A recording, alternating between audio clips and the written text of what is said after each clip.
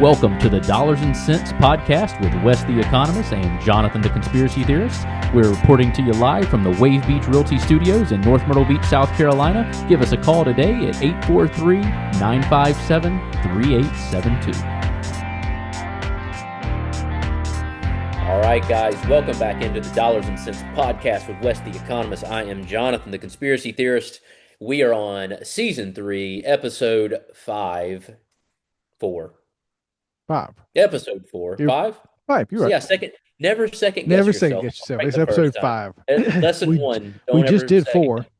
Yeah, I know. I know. I can't count past 2. I never learned. But so we are back today. We were talking about real estate, mortgage rates, 50-year mortgages, and all the fun stuff real estate related on the last episode. And now you're gonna get to stop hearing me ramble, and you're gonna get to listen to Wes ramble about the economics and the growth of the economy and Now, how wait a great minute. They're going to go everything to is. sleep already. Bueller. I was hyping it up for you though.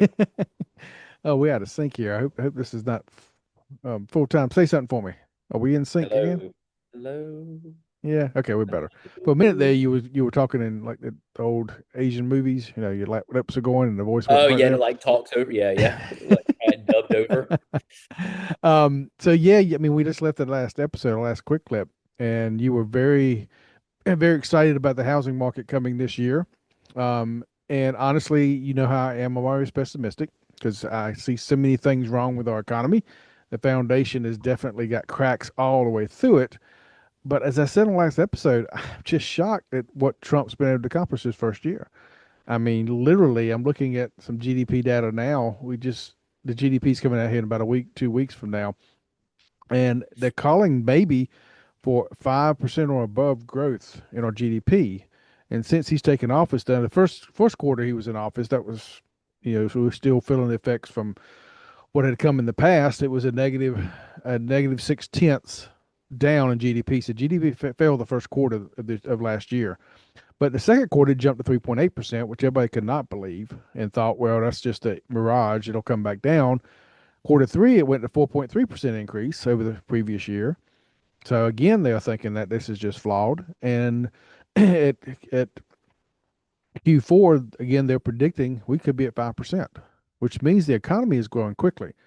And that would be a big reason that we're not seeing the CPI or the inflation rate go up. Inflation rate just came out today when we're recording this, and it was at 2.7%, which is about the same as it was last month, but it's below that 3%. And we've been below that 3% now for quite a while. And so the target is between 2 and 3. Obviously, 2% is what they want. But with all the flaws and everything going on, I really thought we'd still see some higher prices. But because of the growth, in economic terms, our supply is kicking out, it's making sure the prices are staying low. Most economists would say we want to see 1 to 2%. That shows a healthy economy that's growing. So we're probably a little above what a lot of economists would want to see. But at the end of the day, it's so much better than what we just went through. Gotcha. So for the people that don't know, I know a little bit of the stuff and how it relates, but explain to people, one, what GDP and CPI is, how these numbers correlate, and so they can interpret some of this. I understand it a decent amount, but I'm not even a pro. I know what they both stand for, but gross domestic product. And literally, what I tell my students with GDP is it's output. It literally is how much we're putting out. So then, why do we always hear about money? And I've preached it on here for so many times. Economics is not about money, but we spend all our time talking about it because money is a tool. But if you want to look at output of an economy, you've got to figure out, well, how am I going to look at that output? You can't obviously look at a hamburger that was sold at the Gamecocks game up here or down at the Chanticleer's game and compare that to a Camaro that was sold, down in Charleston. All that would be one each, and that doesn't make sense. So we take the final price of the goods that are sold. In other words, the final buyer who buys it, we take that price, and that goes into what makes up gross domestic product. And so if that number over time is growing, then that means we have a healthy economy. But you have to be careful because I can't compare what we made last quarter to what we made in the fourth quarter of 2016 by just looking at the numbers they were sold at. If you take those numbers they were sold at, something's happened to the value of that dollar. Obviously, that dollar is not worth near as much as it was 10 years ago. So that's when the CPI come in. CPI stands for Consumer Price Index, and it's how we track inflation in the United States. It just basically says how much is your dollar worth compared to how much the dollar was worth last year. And so when we look and see when inflation, quote unquote, is going up, like in November it was 2.74. I think this what just came out this morning was 2.77. So what's that saying is a dollar today is worth about 2.7% less than it was last year. So even easier terms, if it was if I could buy a dollar's worth of stuff last year, no, excuse me, a dollar's worth of stuff last year, this year, excuse me, let me get it straight. A dollar's worth of stuff this year was worth 97 cents last year, basically. So you're Right. seeing it creep up. So 3% is not terrible. 2.5% is not terrible. We still don't want to see it quite that high. We'd like to get it down a little farther. But just think back a few years. I mean, we were talking at one point in a span of about 2.5, 3 years, things had gone up 30%. I mean, that starts to really take a bite. And that's just the average of certain numbers. And the CPI is only, I can't remember exact number of cities, the top 20, 30 cities in the United States markets. It doesn't even count Myrtle Beach. It doesn't count the Grand Strand. It doesn't count Columbia. So we Got could it. be a lot worse off than that. Or we could be a lot better off. But the average across the nation in those metropolitan areas is what's being reported. So once we know what's happened with that dollars, then we can take and go back to our output, GDP, and adjust it for what happened with the dollar, and then we can compare it. So that's what you see on the news. You'll Yeah. see them comparing apples to apples. They'll adjust the money so that when you say GDP has grown this much or GDP has grown that much, or we've had a negative a negative effect, it's all based on what we call real dollars. Real dollars meaning it's being adjusted for inflation. They just Got it. other term is nominal. If you ever hear nominal, that means they're taking raw numbers. They have not adjusted for what happened to the value of the dollar. So when you see stuff reported, it's hopefully, I won't say it all the time because some news agencies have no clue between the difference between real and nominal. But most of the time, what you see, especially with these press releases from the Bureau of Economic and Analysts, the BEA, they are adjusting for inflation, so it's real dollars. But both of these, I don't know what GDP is going to be, and it may end up being 3%, 2%. It's going to be growth, though. We're going to see growth there. It's a good sign for the economy that things are moving in the right direction. When life gets unpredictable, turn to a partner you can trust. At Bobby Clary State Farm, we've got you covered. Whether it's home, auto, or life insurance, we're dedicated to providing personalized coverage that fits your needs. With our friendly and knowledgeable team, navigating your insurance options have never been easier. Visit bobbyclary.com or call 843-438-6000. Bobby Clary State Farm, here to help life go right. Eisenhower Dental, located at 107 Waccamaw Medical Park Drive in Conway, a place where you can find all your dental services, including general dentistry, cosmetic, restorative, and pediatric dentistry. Reach out to them today at their website, eisenhowerdental.com, or call them at 843-234-3110, 843-234-3110, and tell them Wes the Economist sent you. Okay. So overall, right now, from the numbers that you're seeing and what you just went over, you're cautiously optimistic for Cautiously where at least the optimistic. way where we're going right Yes. now, Yeah, minus and all the stuff that's happened. yes. The thought pattern from Washington from Trump, and I understand what he's thinking. I just worry that our government is just too big. It comes down to that same thing all the time for me. Government's too big. We need to cut it. And we want to get into what's going on in Minnesota and Ohio yet, and Massachusetts and California and all the other states. I've heard that the same thing. All the money wasted in Minnesota is happening in all these other states. We're gonna be talking about trillions of dollars here pretty soon. Yeah. But ignoring all that, um, what they're trying to do is have the economy grow. So as that economy grows, naturally the tax base will grow with it.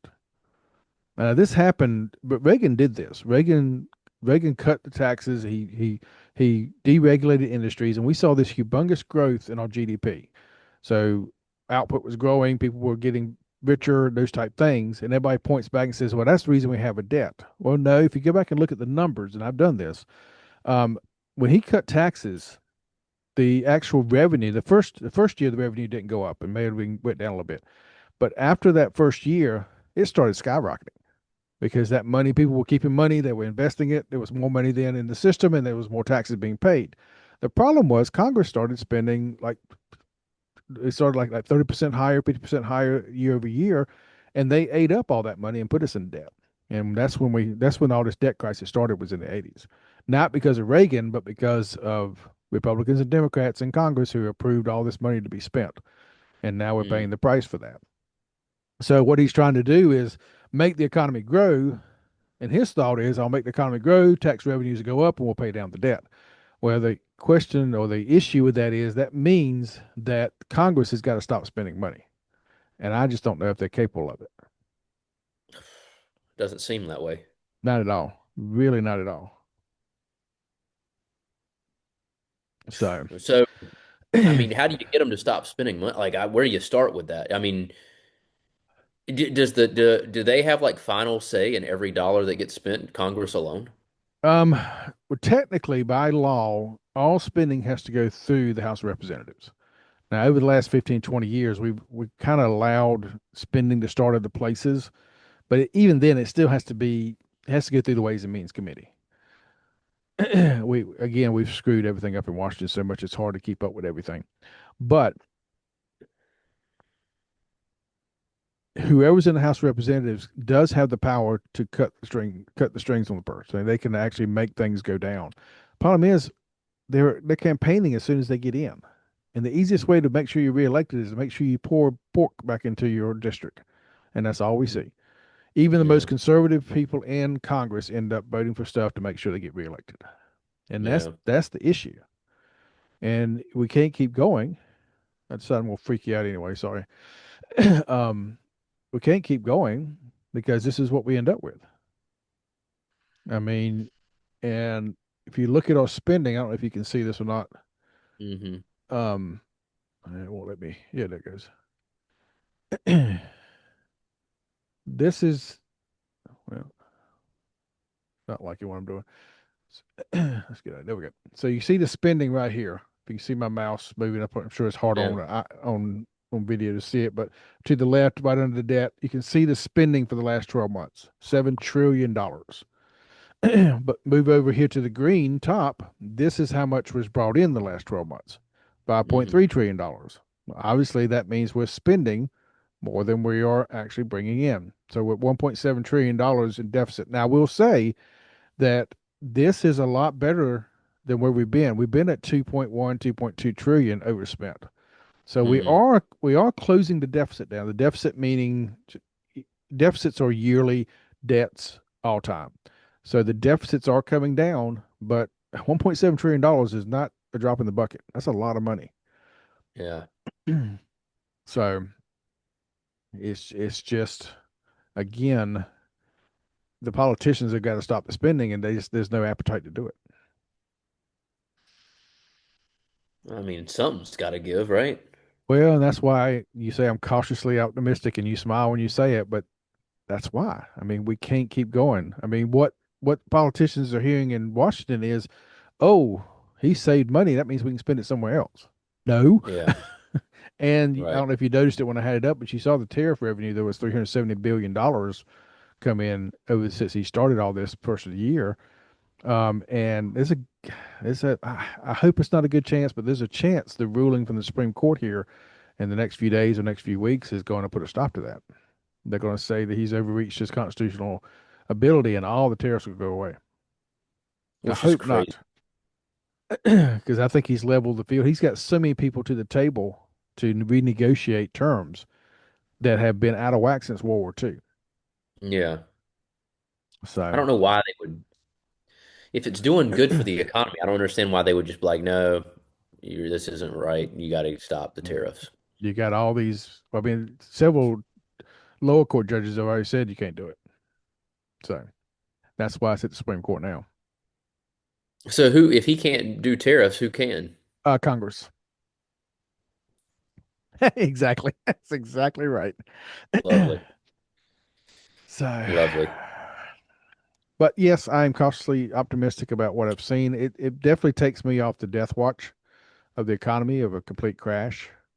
Yeah. But I'll be honest with you, 3 years from now, who's going to get in? Is it going to be JD Vance? And is JD Vance going to be the same person we see now, or is he going to turn back into a politician? So it's really up in the air. Rubio, same thing. And Rubio's calling people out like crazy, and definitely could see him president. I mean, I would love to see JD Vance go into the White House in 2028 with Rubio as his vice president, serve 8 years, and then Rubio take over after that for 8 years. And then maybe, just maybe, we could put this country back on track after literally, think about it, 20 years. And that's what it's going to take. It's going to take 20 years of conservative fiscal conservatism to get us out of where we're at. And I'm Yeah. just scared it's not going to happen, especially with all the Yeah. political stuff going on that we're going to talk about on the next segment. Oh, yes, I guess we'll get into that. It's just I know we want to stay away from it, but there's just no way to completely stay It's away from it. inevitable. It's inevitable. Even our last two quick clips. I mean, we've had to talk about politicians, unfortunately. Yeah. I know. It all ties together. I get it. We'll get through it. So okay, if I bored you enough, I mean, I found it interesting. well, We'll see who else does. hopefully we'll get some views and get some feedback. So send us some That's right. emails. And I didn't get a chance to plug my book yet. I told you as we went on air that I finally signed a contract on my book. It's called Econ Sense, Yeah. Economics for Everyday Living. It's going to be coming out hopefully sometime. Well, my manuscript is due the 1st of February, so I'm hoping by March, April, I will have it out printed. It'll be on Amazon. They told me some other places, but I can't remember off the top of my head. But I'll be Nice. bringing that to the podcast as it gets there. Absolutely. That's awesome. Um, and my other podcast, Econ Sense, I'm definitely going to be picking it back up. I haven't posted much. I just posted one episode, the first one I think about a year, because we've been doing this dollars and cents. But I'm gonna Yeah. try to get that back up and going. And I told you I got another podcast now, which is way off these topics. I got a friend who's into racing pigeons, and we actually have a auction site together. We're trying to get up and going, and to promote that, we started a podcast. But the podcast seems to be really taking off. So Oh, that's good. Yeah, nice. we did it as a way to promote the website, and it may be the other way around. It may be the big ticket item. Oh, there you go. Look at that. You never know what's going to work. You never know. So raising pigeons, huh? Yeah, racing pigeons. Racing. Racing pigeons, yes. I mean, I literally, didn't know that was a industry. oh my gracious. I didn't either. It's crazy. The highest purse, the biggest race is in Florida, and Yeah. the purse is over $1 million. Yeah, exactly. That's what I said. The lowest purse out there just for a small race is $20,000.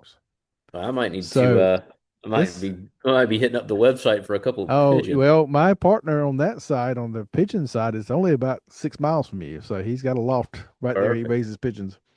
So Perfect. Yeah, I need to I had no scope them idea what was out. going on. But it's been interesting learning. So we'll see how that goes. I'd But imagine.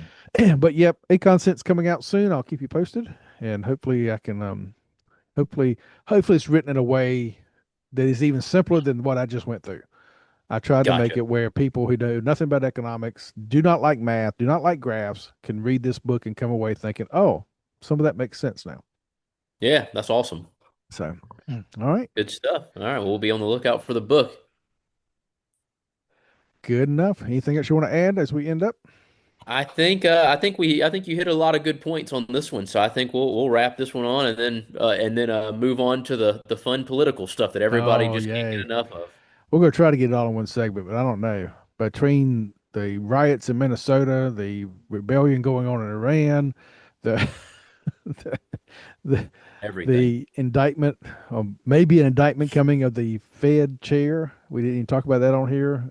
It's been crazy. Yeah. It's been Yeah, crazy. it's nuts. We'll keep that to one segment coming up though. Yeah, we'll catch you guys on episode 6 Episode of the 6. quick clips next. Yep. All right. See you We'll then. see you there. Mortgage payment, insurance payments, credit card payments. They can be very overwhelming. Are you ready to take the time to get things under control? Then reach out to me at Clark Financial Coaching to see if we can get you started with a budget and then a vision for the future. Write me at coachwesc@gmail.com. That's coachwesc@gmail.com. Are you looking to buy a home in North or South Carolina? You need to reach out to Wave Beach Realty today. We are a family-owned company with over 10 years of experience in North and South Carolina and operate along the Grand Strand. Give us a call today at 843-957-3872. That's 843-957-3872. Thanks for listening to the Dollars and Cents Podcast with Jonathan the Conspiracy Theorist and Wes the Economist. Don't forget to follow us on Instagram and X at DollarsCentsGS and on Facebook at Dollars and Cents.